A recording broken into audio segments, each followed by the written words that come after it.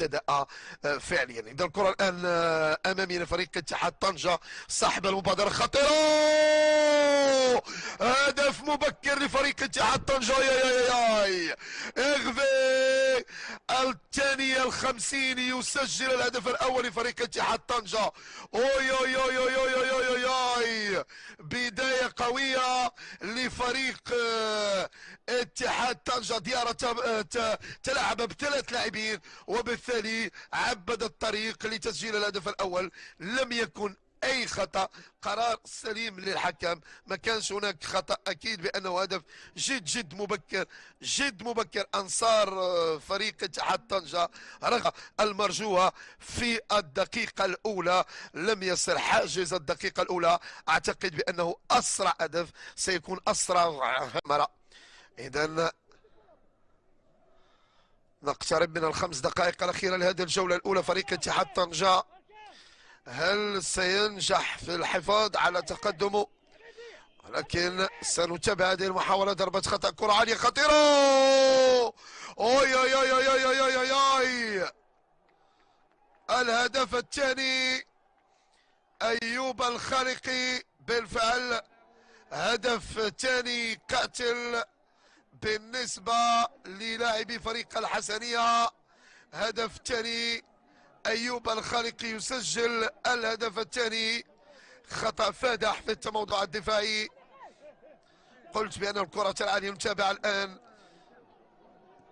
سبوفيتش، قامة طويلة، تدخل أمجد الذي وجد نفسه أمام. شاهدوا الآن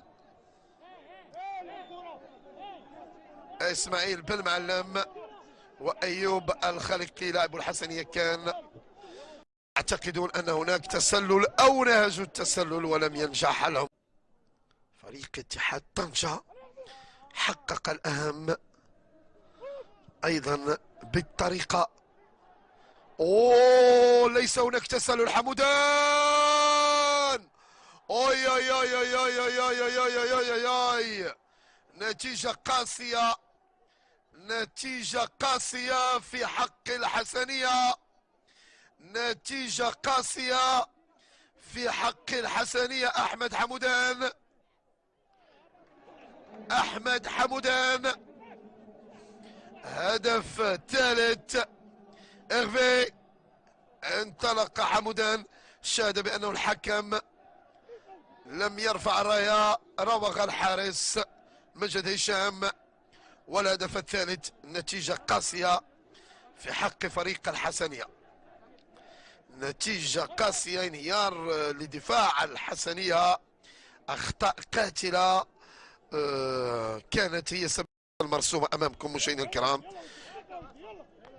ومعالم الارتياح تبدو على مدرب فريق المباراة، وسيعلن عن النهاية الحكم السيد كزاز.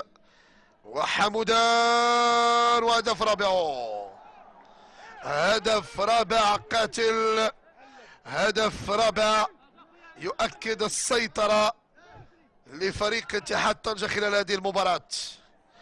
حمودان بالهدف الرابع والهدف الثاني الشخصي له يحسم في نتيجة هذه المباراة. نتابع ونشاهد.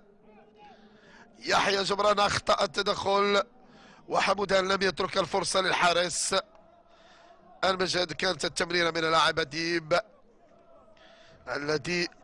يونس الذي مرر في اتجاه حمودان، وبالتالي الهدف الأول أو الهدف الثاني عفوا للاعب